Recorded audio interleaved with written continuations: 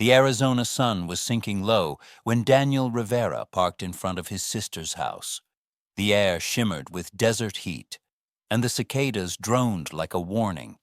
It had been almost 2 years since he'd last seen Eleanor, Ellie, as everyone called her, and something in his gut told him that this visit, unplanned and sudden, was long overdue.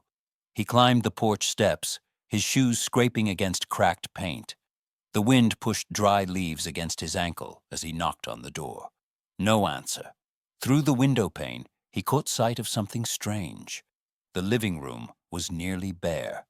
The old burgundy sofa, he remembered it vividly, a relic from Ellie and Richard's 20th anniversary, was gone. So were the paintings Richard had once proudly framed himself. Dan tried the door. It opened easily. "Ellie," he called, stepping inside. A wave of silence hit him first, then the smell, stale air, faint dust, and something metallic, like forgotten coins. The curtains hung limp. A single chair stood in the corner, and on the wall where family photos used to line up, there were only faint rectangular shadows. "Ellie," he called again. Her voice came from down the hall, frail, uncertain. "Dan, is that you?" When she appeared at the end of the hallway, he nearly dropped the small suitcase he'd brought. His sister looked decades older than her 69 years. Hair limp, cheeks hollow, eyes dimmed. She wore a washed-out sweater that hung loose around her frame. He rushed forward. "What's going on here? Why is the house empty?" She smiled weakly, as if ashamed. "Oh, things have been tight. We sold a few pieces." Dan turned, surveying the barren walls. "A few pieces? Ellie, this place looks abandoned. There's not even food in the kitchen. You get $8,000 a month from your retirement, don't you? Where's it all going?" Her lips parted, but before she could speak, footsteps sounded from one of the bedrooms. Jason.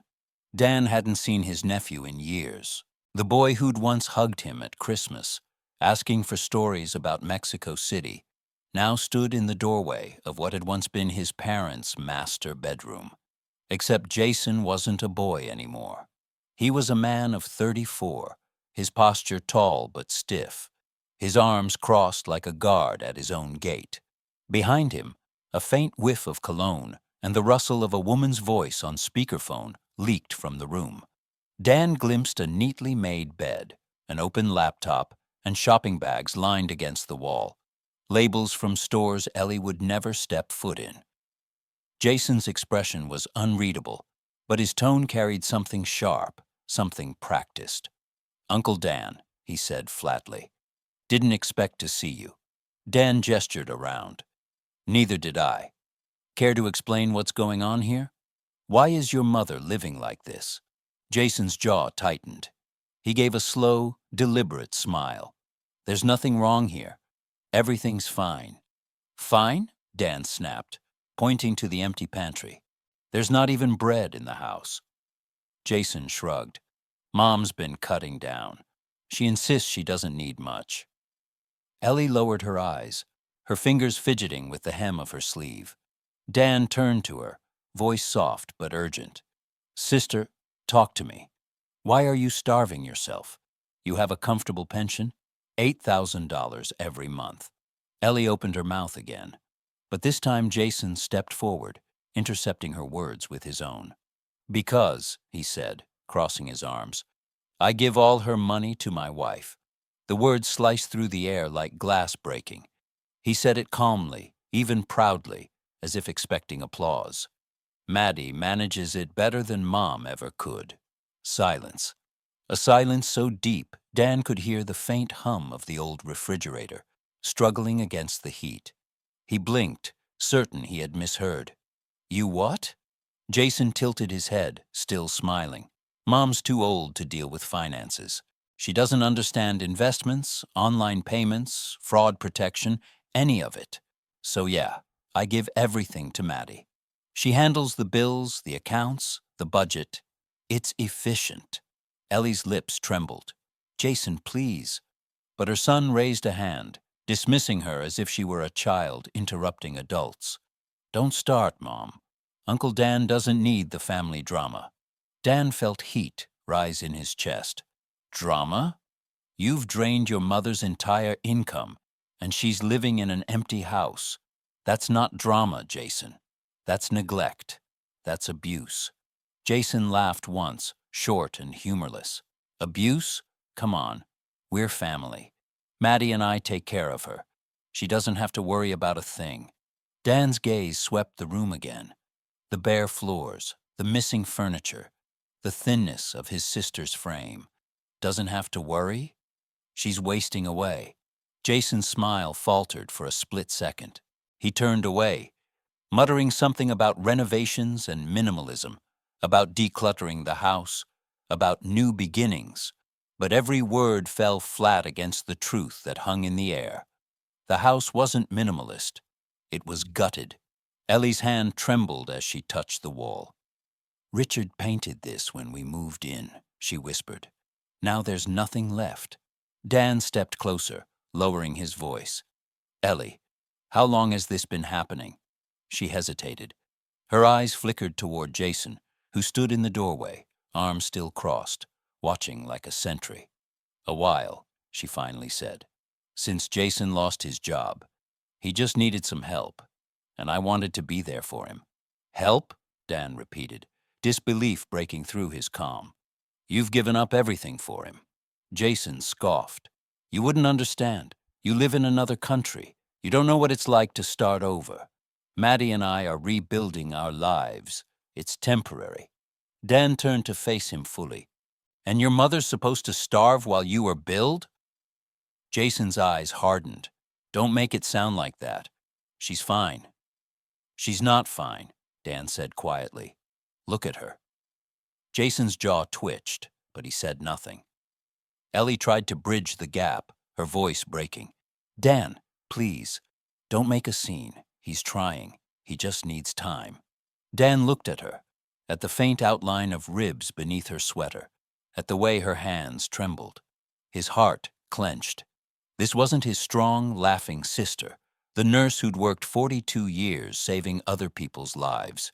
This was someone shrinking, disappearing under the weight of misplaced love. He took a step closer to Jason. "Where's Maddie?" "Out," Jason replied curtly. "She's meeting with investors. You wouldn't get it. It's business." "Investors," Dan repeated, tasting the word. It sounded wrong in this hollow place. "Investors, but your mother's eating air." Jason rolled his eyes. "You're overreacting. We're managing everything." Dan exhaled slowly, forcing himself not to explode. "You said she doesn't need to worry about a thing, right? Then why is the fridge empty?" Jason opened his mouth, but no words came out. For the first time, he looked uneasy. Ellie reached for her brother's hand. Her grip was weak, but the desperation behind it wasn't. "Dan, please. Not here. Not now." He looked at her and understood. Fear. That was what lived in her eyes, not for herself, but for her son. The fear that if she spoke too loudly, he'd turn cold, distant, gone. Dan swallowed hard, forcing a small nod. "All right," he said quietly. "Not now." But inside, something dark and furious began to form. He glanced once more at the barren walls, at the stripped carpet, at the flickering light bulb hanging where Richard's lamp used to be. The house itself seemed to echo the truth that Ellie couldn't say aloud. This wasn't help. This was control. And that line, the one Jason had spoken so proudly, rang again in Dan's mind, clearer, louder, uglier. "I give all her money to my wife. She manages it better than Mom." He turned toward his sister. "I'll stay for a few days," he said softly. Jason frowned. "That's not necessary." "It wasn't a question," Dan replied. The air grew still again. Jason's smile vanished. In that silence, something shifted. The house, once emptied by greed and manipulation, felt for the first time in months as if someone had walked in carrying light, not to decorate, but to expose. Dan picked up the folded coat he'd dropped by the door and placed it on the lone chair. His voice was low, controlled, the way it always was before a storm. "I think," he said, looking straight at Jason, "we're going to talk about what's really happening here. But not tonight." He turned back to Ellie, whose eyes shimmered with both shame and relief. "Get some rest, sister," he whispered. "Tomorrow, things are going to change." Outside, the sun disappeared behind the desert ridge, and the house sank into a heavy dusk. Somewhere down the hall, Jason's phone buzzed, a woman's voice faintly laughing through the speaker. Dan heard it, and his jaw clenched. The line had been drawn, and though Jason didn't know it yet, the next sunrise would bring more than light. It would bring reckoning. Ellie Parker had always believed that hard work could fix almost anything. For 42 years, she wore the same blue scrubs, pinned her hospital badge to her chest, and walked through the sliding doors of St. Gabriel General Hospital, with coffee in one hand and purpose in the other. Her life had been measured in night shifts, heart monitors, and whispered prayers beside hospital beds. She had seen people die holding her hand, and babies take their first breath inches from her tired eyes. There were no trophies for nurses, no applause, just the quiet reward of knowing you helped someone stay alive for another day. And through all those long years, she had one thought that kept her going: Jason. When her husband Richard died of a heart attack 11 years ago, it was Jason who gave her a reason not to collapse. She could still remember that morning. Richard standing in the doorway, adjusting his tie before work. He kissed her forehead and said, "Love you, Elle." She smiled, half asleep, murmuring it back. She didn't know those words would be his last. The call came 3 hours later from the emergency room. And suddenly, the woman who'd spent her life saving others couldn't save the one man she loved most. For months, Ellie functioned on autopilot. She went to work, she came home, and she stared at Richard's empty chair until her vision blurred. The only thing that broke through the fog was Jason, her son, then 23, grieving in his own way, but still trying to make her smile. He became her reason. Every overtime shift she took, every holiday she spent on call, every meal she skipped. It was all so Jason could have what she and Richard never did: stability. When he graduated college with honors in business administration, she nearly ran from her night shift to the ceremony, still in her scrubs, her shoes stained with hospital floor dust. The young men around him wore polished suits. She carried a bouquet of daisies from the gift shop downstairs. Jason spotted her in the crowd, waved, and mouthed, "Love you, Mom." That moment erased every sleepless night she'd ever had. He got a good job at a logistics firm, bought a decent car, and called her every Sunday. For a while, Ellie allowed herself to believe she had done it, that her sacrifices had truly built something solid. Then one afternoon, he called and said he'd met someone. Her name was Madison. Maddie. "She's brilliant, Mom," he said, his voice electric with new love. "You'll like her. She's different." When Ellie finally met her, different was an understatement. Maddie Cole walked into Ellie's modest house in an ivory dress and heels that cost more than Ellie's monthly grocery bill. Her perfume was crisp, expensive, and impersonal, like a scent from a hotel lobby. "Mrs. Parker, it's such a pleasure," Maddie said, extending her hand with a flawless smile. "Jason's told me so much about you." Her grip was light, too light. Ellie, still in her floral blouse from the discount store, felt underdressed for her own kitchen. But she tried. She offered iced tea, asked polite questions, smiled through the unease. Maddie's answers were practiced, polished. Parents deceased, only child, marketing executive at a competing firm. There was something else beneath that smile, a precision, a cool calculation Ellie couldn't name. Still, she wanted to be kind. The woman made her son happy, and that was all that mattered. 6 months later, they were married. The ceremony was small but tasteful, held in a wine garden north of Phoenix. Ellie paid for half, emptying part of her savings account. When Jason hesitated to accept, she insisted. "It's your special day," she said. "Your father would want it." She even slipped an old photograph of Richard into the wedding card she gave them. Him smiling, sunburned, holding baby Jason in his arms. On the back she wrote, "Carry each other well." For a while they seemed to. Jason and Maddie visited most Sundays. Ellie cooked roast chicken and mashed potatoes.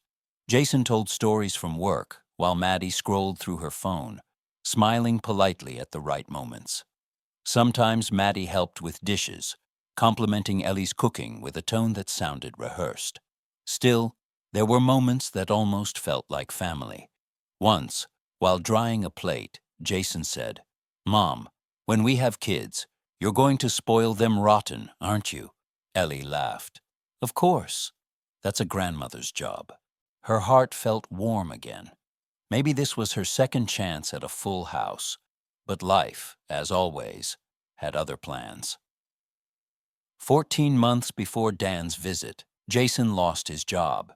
His company shut down local operations overnight. He showed up at her door that evening, eyes red, voice trembling. "Mom, I got laid off. I don't know what to do." Ellie's instincts took over. She hugged him like she had when he was 5, whispering, "It's okay, baby. We'll get through this." He returned 2 weeks later, with Maddie and several suitcases. "It's just temporary, Mom," Jason said, as they hauled boxes through the door. "Just until I get back on my feet." "Of course," Ellie said. "You'll always have a home here." And she meant it. She would have given him everything she had. She just didn't know how literal that promise would become. She gave them the master bedroom, the same one she'd once shared with Richard. "You're young," she told them, smiling. "You need the space." Maddie kissed her cheek. "That's so generous of you, Mrs. Parker." The gesture was polite, but hollow, like the polite smile of a waitress who's already looking past you. The first few weeks were peaceful. They cooked together. Maddie even asked Ellie to teach her Jason's favorite childhood meals, macaroni casserole and banana bread. She took notes on her phone, nodding earnestly. "You're such a good cook, Mrs. Parker. Not everyone would do this for their family." Ellie felt proud. Maybe Maddie just needed time to open up. But slowly, the compliments turned into suggestions. "We should replace these plates," Maddie said one afternoon, running a manicured finger along the rim of a dish. "They're a little dated." Ellie glanced at them. Blue china Richard had given her for their 10th anniversary. She smiled weakly.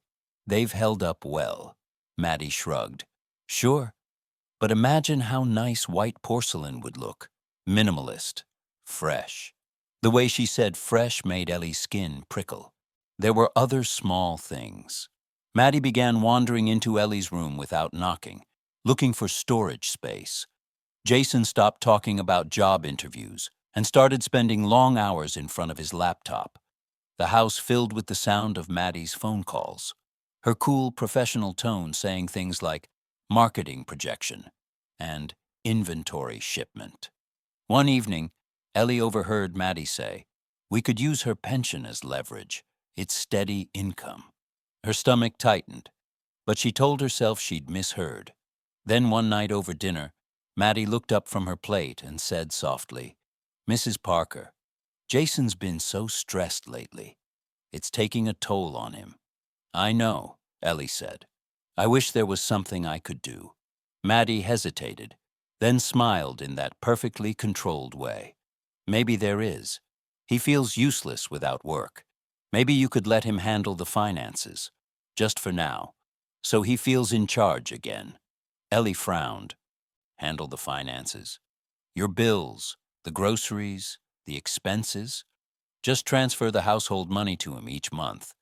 He'll make sure everything's paid. It'll help him feel like he's providing." Jason said nothing, just looked down at his plate, ashamed. Ellie's chest ached. She thought of the boy who used to run to her after night shifts, handing her drawings and saying, You're the best nurse in the world." If this small thing could give him back some pride, why not?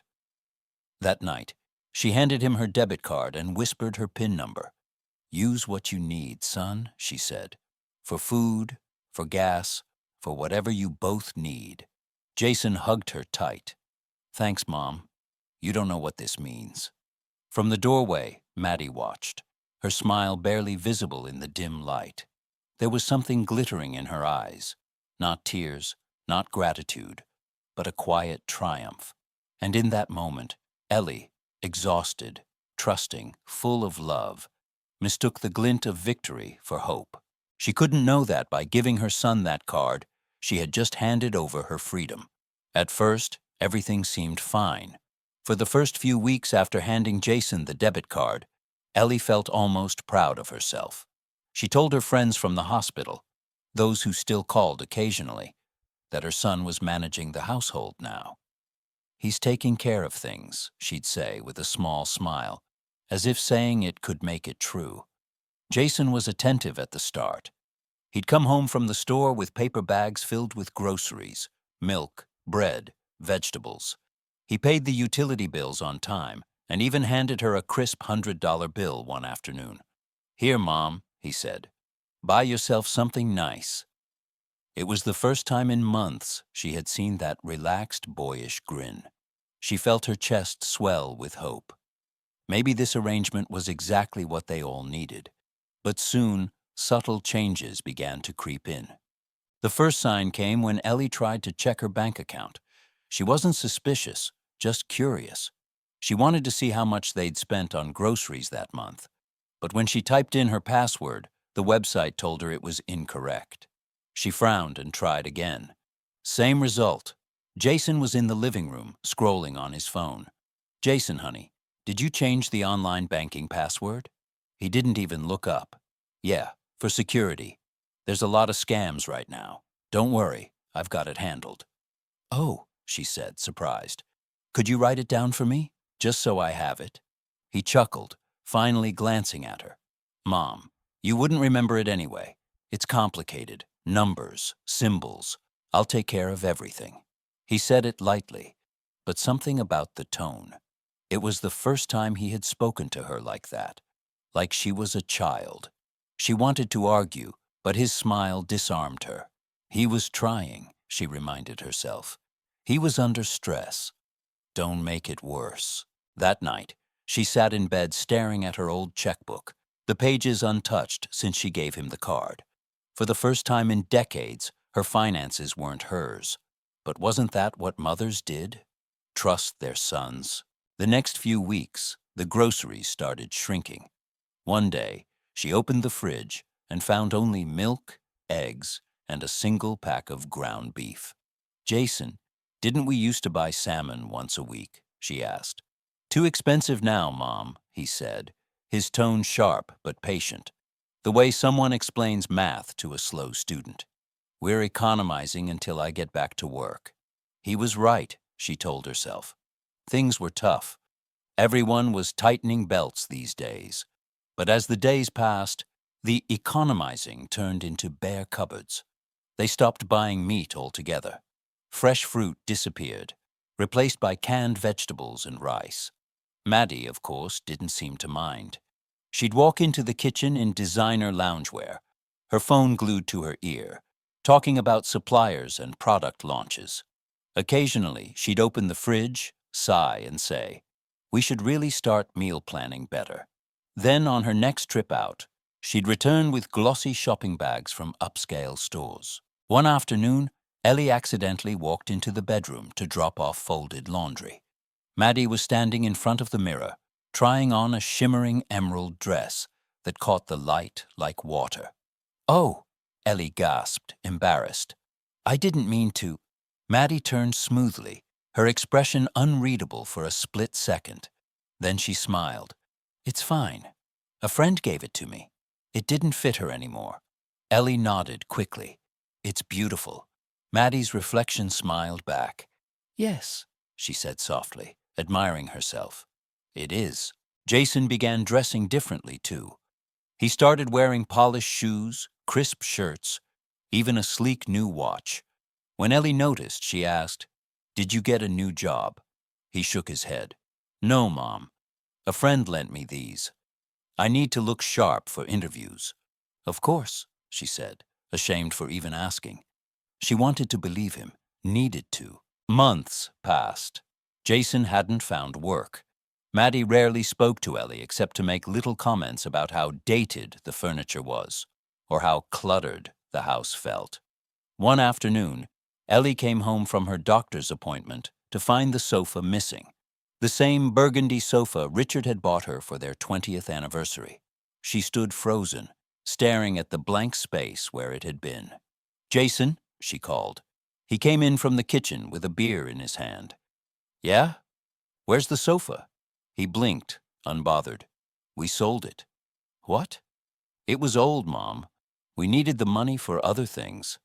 "Other things?" she repeated, her voice rising. "That sofa was Richard and I?" "Mom," Jason cut her off, his tone flat. "It's just a couch. Dad's gone. Holding on to stuff doesn't bring him back." The words hit like a slap. Before she could respond, Maddie's voice floated in from the dining room, where she was painting her nails. "Frankly, Mrs. Parker, he's right. It's just material things. You need to think about the future, not the past." Ellie stood there, trembling. She wanted to scream, but fear held her tongue. The fear of being alone, of losing them both if she pushed too hard. So she said nothing. That night, she sat on the edge of her bed, whispering to the empty room, "It's just a couch," until she almost believed it. The next morning, the dining table was gone. Then the lamps, then the television. Jason's explanations came on repeat. "It's old. We're upgrading. Don't worry about it." But there were no upgrades, only emptiness. The house began to echo. Every room sounded hollow, like her voice bouncing back at her, asking questions no one answered. Her diet shrank too. At dinner, Maddie would plate tiny portions for her, half a cup of rice, a few spoonfuls of beans. "You're at an age where you don't need much," she said sweetly. "And didn't you say you wanted to lose a few pounds?" Ellie didn't remember saying that. Maddie smiled, satisfied. "See? I'm helping you." Jason backed her up, of course. "Maddie studied nutrition, Mom.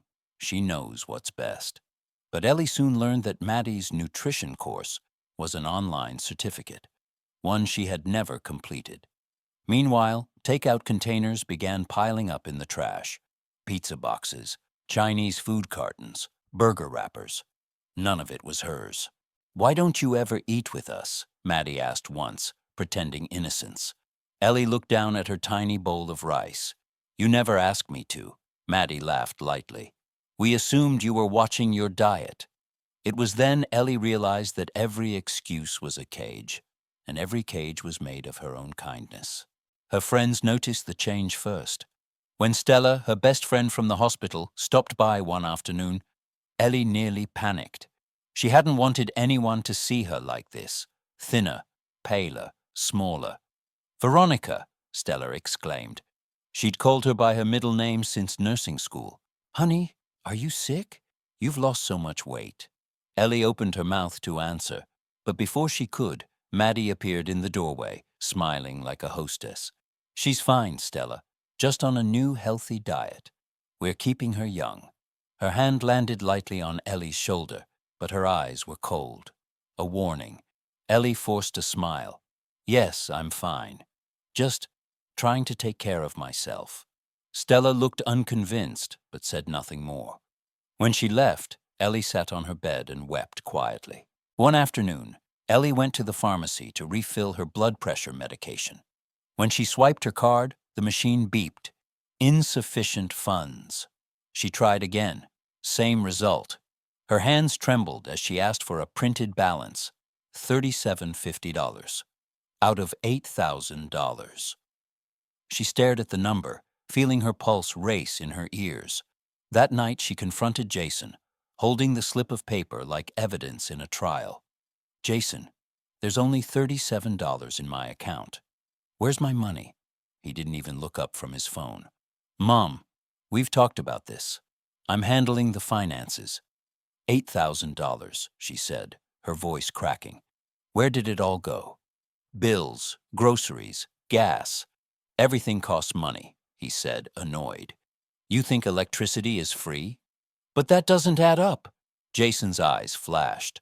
Are you calling me a liar? Ellie froze. No, He sighed, rubbing his temples. Mom, you have to stop stressing me out. Do you know how hard it is being unemployed and having you question everything? She felt her throat close. I'm sorry, she whispered. Maddie appeared in the doorway, arms crossed. You are hurting him emotionally, Mrs. Parker. You should be supporting him, not accusing him. The word selfish came soon after. Maybe you've forgotten what it's like to struggle, Maddie said softly. You've had it easy for too long. Ellie stared at her. Easy? 42 years of night shifts and blood-stained scrubs. Easy? But she didn't argue. She just stood there, hollow, the slip of paper trembling in her hand. By then, her world had shrunk to 2 rooms, her bedroom and the kitchen. Even the house seemed to conspire against her. Every object she loved was gone. The pictures, the lamps, the rugs, all sold for reasons she no longer believed. Her body followed the same path as her house, emptying piece by piece. Some nights, hunger woke her. She'd tiptoe into the kitchen, hoping to find something to eat. Once, she opened the pantry and found a single can of tuna and a pack of stale crackers. She reached for it, desperate. What are you doing? Maddie's voice cut through the dark. Ellie turned, startled, clutching the can. I'm hungry. Maddie stepped closer, her silhouette sharp against the kitchen light. That's for Jason's lunch tomorrow. He needs protein. But you already had dinner. I didn't, Ellie whispered. Maddie took the can gently from her hands, her tone patient and poisonous. Go to bed, Mrs. Parker. You'll thank me in the morning. And for the first time, Ellie realized what she had become. Not a mother, not even a person, just a prisoner in her own home. The knock came on a Thursday morning. Soft, hesitant, but steady enough to echo through the quiet house. Ellie froze at the kitchen sink, her hands trembling around a chipped mug. The sound was so unfamiliar that for a second she thought she'd imagined it. Hardly anyone came by anymore. When she opened the door, a rush of sunlight poured in, blinding her for a moment. And then she saw him. Dan. Her voice cracked. Her brother stood on the porch, suitcase in hand, wearing the same calm expression she remembered, though now his eyes were sharper, colder. Hey, sis, he said gently. You didn't return my calls. Ellie blinked, unsure what to say. I've been busy. He glanced past her shoulder. Can I come in?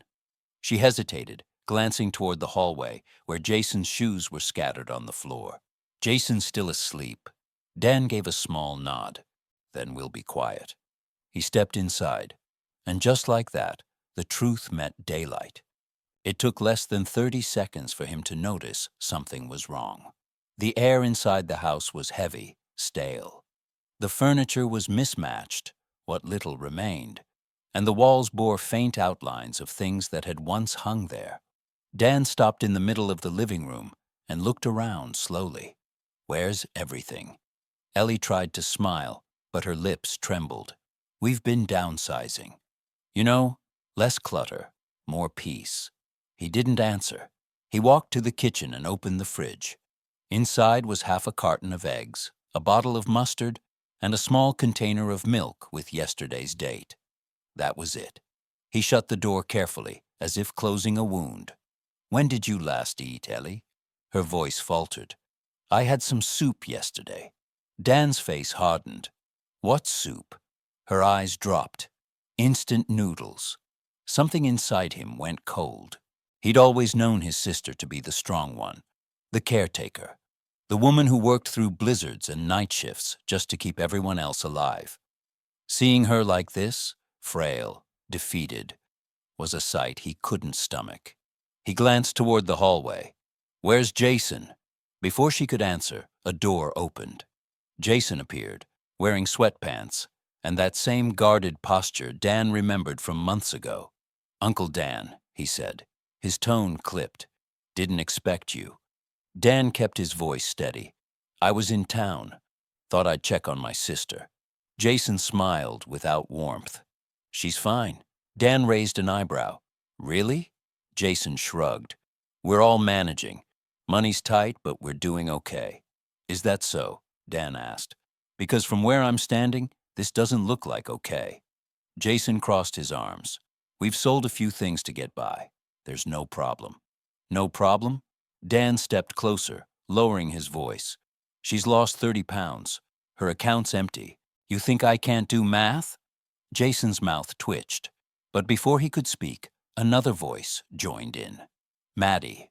She emerged from the bedroom, immaculate as ever, wearing a soft beige robe and an expression of mild surprise, as though Dan's visit were a mild inconvenience rather than an intrusion.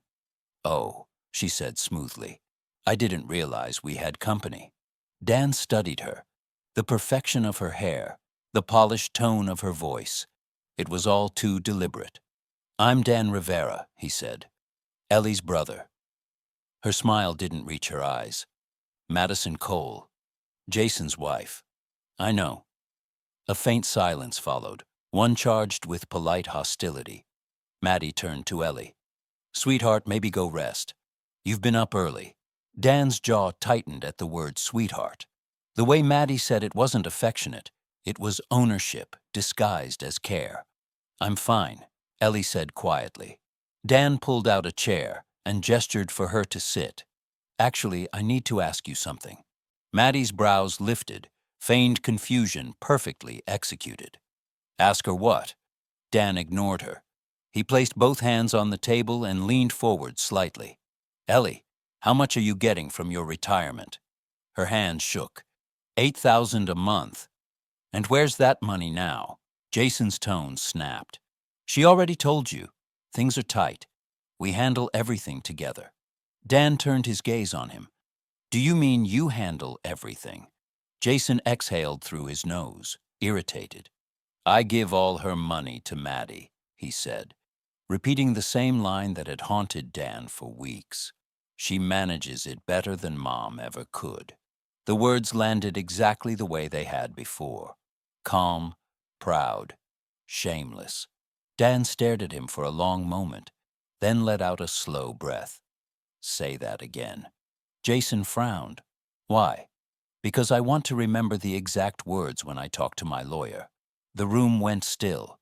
Maddie laughed lightly, breaking the silence. "You're being dramatic. We've helped her more than anyone else. She's just not great with numbers." Dan's eyes flicked toward Ellie. "Is that true?" Ellie's mouth opened, but nothing came out. That was when he realized the depth of it, the way silence had become her prison. He straightened, pulling his phone from his pocket. "I'm calling someone." Jason's voice rose. "Who?" "Attorney Marcus Hale," Dan said. "Old friend of mine.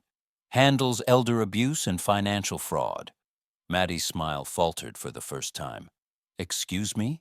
Dan ignored her. "And I'm also calling Dr. Priya Patel from St. Gabriel, Mom's old colleague. I want her to take a look at Ellie." Jason's voice cracked. "You can't just—" "I can," Dan said, his tone icy. "And I will." He pressed call. Within minutes, his calm had turned to precision. He wasn't shouting, wasn't accusing. He was documenting. Every word, every date, every expense Ellie could remember. He took photos of the empty pantry, the bare walls, the receipt for the $37 in her account. Maddie's mask began to slip. "You have no right to come in here and start making assumptions." Dan turned to her, his expression composed but lethal. "I'm not making assumptions. I'm gathering evidence," she scoffed. "Evidence? What are you, a detective?" "An accountant," he said, "which means I know when numbers don't add up." Her jaw tightened. Later that afternoon, Dr. Patel arrived. A small woman with a sharp mind. She had known Ellie for years. The moment she stepped inside, her eyes widened. "Ellie," she whispered, taking her friend's frail hands. "You look terrible." Maddie tried to step in. "She's fine, just tired." Dr. Patel's tone turned clinical. Tired doesn't cause malnutrition, or dehydration, or a blood pressure reading of 90/60. She turned to Dan. "She needs proper care, immediately." Jason muttered under his breath. "We were taking care of her." Dr. Patel's eyes cut to him. "You call this care?" Ellie's eyes welled with tears. Please don't fight." Dan knelt beside her. "We're not fighting, Elle. We're fixing this." He looked at her, really looked, and something inside her shifted. For the first time in months, she felt seen. Dan placed his hand over hers. "Tell me the truth. Did you give them permission to use your money for anything other than household expenses?" Ellie hesitated. Jason's shadow loomed behind her. She could feel Maddie's gaze, heavy as a hand on her shoulder. Finally, her voice came, trembling but clear. "No." The word hung in the air like a match in a gas-filled room. Jason stepped forward, his face red. "She's confused. You know how memory gets at her age." Dan's head snapped toward him. Don't you dare blame this on her memory." He turned to Dr. Patel. "Record that." The doctor pulled out her phone and began documenting. "Patient reports no consent given for financial transactions. Visible signs of neglect and undernourishment. Possible financial exploitation." Maddie's face paled. "You can't just record us." Dan looked at her evenly. "Oh, I can. And this," he gestured to the phone, "will be Exhibit A."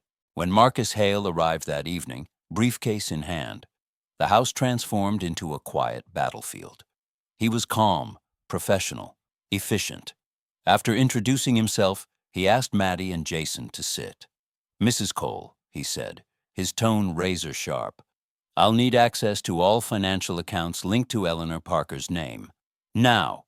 Jason sputtered. "You can't demand that." Marcus smiled slightly. "You'd be surprised what I can demand when fraud is suspected." Dan stood behind him, arms folded, silent and unyielding. Maddie looked from one man to the other, her composure unraveling. "This is ridiculous.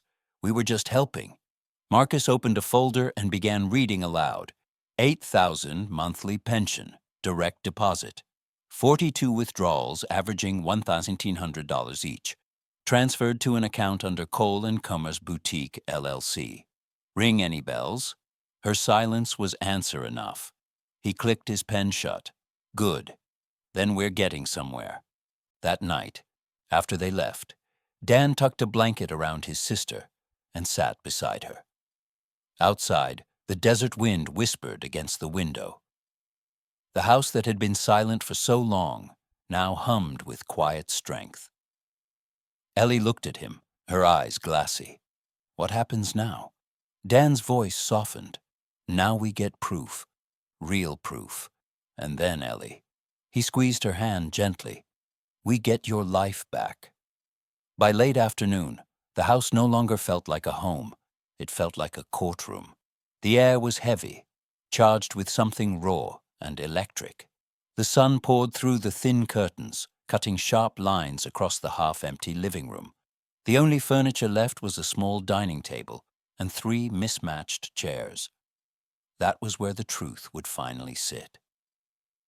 Ellie sat on the edge of the couch cushion, the last one they hadn't sold. Her hands trembled against her lap, but her eyes were awake now. Dan stood near the window, phone in hand, murmuring to someone on speaker. "Yes, Marcus, we're ready. Just come through the front door." Jason paced like a caged animal, muttering under his breath. Maddie sat beside him, her posture stiff, her polished facade beginning to crack. When the doorbell rang, even the silence flinched. Marcus Hale, the attorney, entered. Calm, meticulous, carrying his briefcase like a weapon. Behind him followed Dr. Patel, the doctor from earlier, her white coat folded neatly over her arm. "Good afternoon," Marcus said evenly, setting the briefcase on the table. "We're going to document a few things before the authorities get involved." Jason's voice jumped a pitch.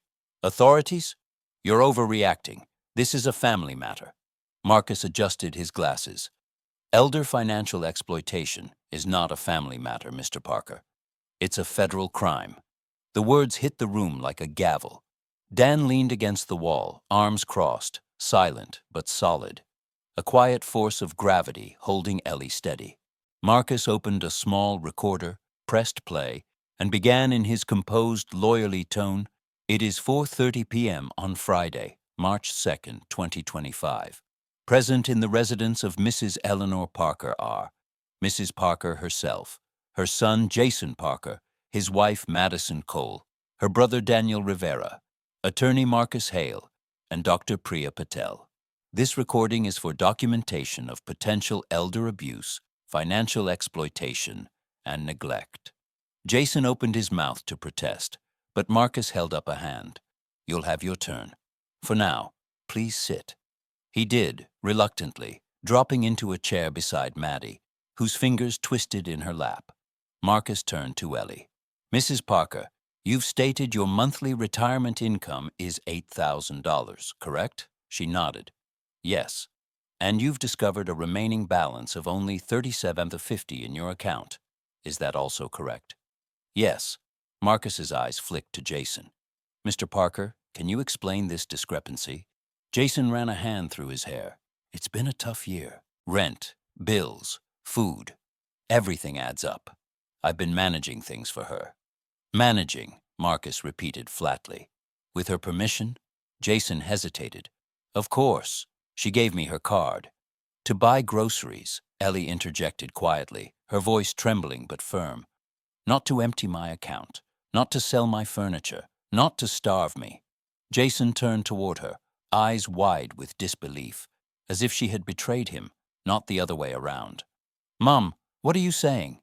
"I'm saying," she said, her voice steadying, "that I trusted you, and you used that trust to take everything I worked for." Maddie shifted beside him. "Mrs. Parker, you're confused. You agreed." Marcus's tone cut through her lie like a blade.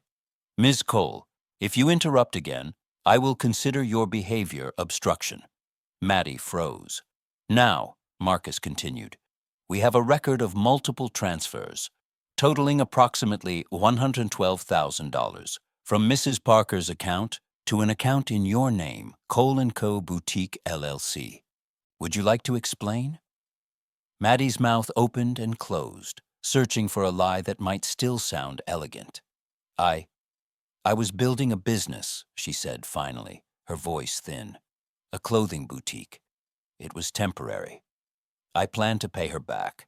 Dan stepped forward, his voice a low rumble. "With what? Her own money? She was eating half a cup of rice a day while you were wearing $1,000 dresses." Maddie's cheeks flushed crimson. "You don't understand. I was doing it for all of us. The store was supposed to succeed." "But it didn't," Marcus said. "According to your statements, the boutique closed 2 months ago, correct?" Maddie's silence was enough of an answer. Jason's jaw tightened. "It wasn't her fault," he snapped. "We had debts, credit cards, an apartment lease." Marcus interrupted, his tone still measured. "Mr. Parker, do you have documentation of these expenses?" Jason blinked. "What?" "Receipts, statements, payment records, anything to show where your mother's money went." "I don't have them right now." Marcus nodded slowly. "So, to summarize, you took control of your mother's finances without legal authorization, transferred her pension to your wife's business account, and now have no record of how it was spent." Jason slammed his hand on the table. "Stop twisting this. I was trying to help her." Dan's voice was quiet, but lethal. "You helped yourself, Jason. She was starving." The room went cold. Dr. Patel stood, her clipboard in hand. "For the record," she said, "Mrs. Parker was found to be severely malnourished, with dangerously low blood pressure and early signs of organ strain. Had this continued, she likely would not have survived another 2 weeks." Jason's head dropped. "God," Ellie's voice trembled. "You watched me fade. You saw me getting thinner. You sold your father's sofa. You sold the pictures of our life, and you still told yourself it was okay." Her words cracked something open in the room. Jason's breath came fast. He covered his face with his hands. "Mom, I didn't mean to." "You didn't mean to." Her voice broke, soft but sharp. "You meant every withdrawal, every empty plate. You meant to ignore me when I begged for $20 for medicine." He looked at her, tears welling in his eyes. "I thought it was temporary." Maddie said. "Enough," Ellie said. And for the first time in months, her voice had power. "Don't you dare hide behind her." The silence that followed was unbearable, the kind of silence that only truth could create. Marcus clicked his pen. "Mrs. Cole, Mr. Parker, I have prepared a voluntary restitution agreement. You will acknowledge the $93,000 debt to Mrs. Parker, vacate the property immediately, and commit to monthly repayments of $1,500 until the full amount is repaid. Failure to do so will result in a criminal complaint filed with the district attorney's office by tomorrow morning." Jason's mouth fell open. "You can't." "Oh, I can," Marcus replied, calm as ever. "And I will." He slid the papers across the table. "Sign." Maddie snatched the pen, hands shaking. "What choice do we have?" "The right one," Dan said flatly. Jason hesitated, staring at the document as if it were a mirror reflecting everything he'd become. Then, with a shaky breath, he signed. When Maddie handed over the pen, tears streaked her face. The kind of tears that come not from guilt, but from losing control. Marcus gathered the papers, checked the signatures, and placed them neatly back in his briefcase. "It's done." He stood. "You have 2 hours to pack and leave this house. Take only personal belongings. Anything purchased with Mrs. Parker's money stays here. That includes the furniture, electronics, and jewelry." Jason's voice cracked. "Where are we supposed to go?" Marcus snapped the briefcase shut. "That's not Mrs. Parker's problem anymore." Maddie began to sob quietly, burying her face in her hands. Jason looked at his mother with pleading eyes. "Mom, please, don't let them do this. I'm still your son." Ellie looked at him for a long moment. Her heart ached, but it didn't break. "You stopped being my son," she said softly, "the day you stopped seeing me as your mother." Jason fell to his knees beside her. "I can fix this, Mom. Please, just give me one more chance." She shook her head slowly. "I gave you 14 months of chances. I have nothing left to give." He pressed his forehead to her knee, sobbing. "I love you." Ellie's eyes filled with tears, but her voice stayed firm. "If that's love, I don't want it." Dan gently placed his hand on her shoulder. "Come on, Ellie. Let's get you out of here."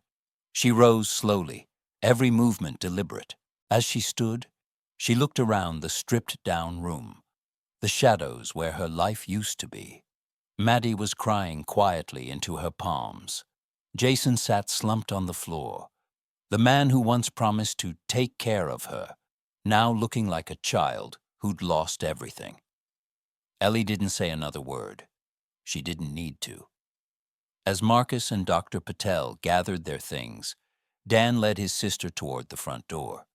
The late sun spilled over her thin frame, painting her in a light that looked almost holy.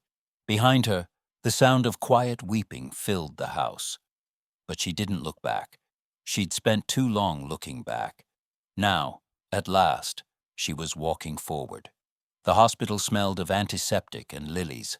Ellie had always thought of that smell as the scent of her life, sterile, persistent, mixed with quiet exhaustion. But this time, she wasn't walking the halls in scrubs, checking IV drips. She was the one in the bed, pale against the crisp sheets, machines humming beside her like patient guardians. "You got here just in time," the doctor said, flipping through her chart. "Another week in those conditions, and you wouldn't have made it." Ellie didn't answer. She was staring out the window, where a sliver of dawn was breaking over Phoenix. She had always woken before sunrise, but this morning it felt different. The light didn't just fill the room, it filled her. Dan arrived with 2 coffees, the steam curling between them like something sacred. "Black, no sugar," he said. "Some things never change." Ellie smiled faintly. "You remembered. Always." He set the cup beside her bed and sat. His face was lined with fatigue, but his eyes carried a quiet fire. "You're going to be all right, Elle. The doctors say you just need rest, proper meals, and time." She nodded slowly. "Time," she whispered. "That's the one thing I stopped giving myself." Dan reached for her hand. "Then start now." The next few days were a blur of IV drips, tests, and whispered reassurances. Nurses, younger versions of who she once was, moved efficiently around her, reminding her of her old self, of the life she had built from care and compassion. She thought of the years she'd spent saving strangers, of the dozens of patients who'd clung to her hand in the darkest hours. And now, she thought bitterly, the one person she had trusted most had left her to starve. But bitterness was a poison she refused to drink twice. When Marcus came to visit, briefcase in hand, he brought more than documents. He brought clarity. The DA accepted the complaint, he said.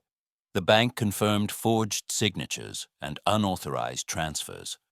"Legally, your son and his wife are liable for every cent they took." Ellie stared at the papers on her lap, the evidence of betrayal printed in cold black ink. What happens to them? Marcus sighed. "If they continue to make the restitution payments on time, they'll avoid prison. But if they default," he hesitated, "you'll have to decide if you want me to press charges." She looked out the window again, where the sky was now a wash of gold. "Let's wait," she said softly. "Let's see if they learn." He nodded. "You're a better person than most, Mrs. Parker." "No," she murmured. "Just someone who's finally learning where love ends and self-respect begins." 2 weeks later, she was discharged. When Dan wheeled her out of the hospital, the sunlight was blinding. She had to shield her eyes, laughing softly at how strange it felt. Warmth, fresh air, freedom. At home, Dan had prepared everything.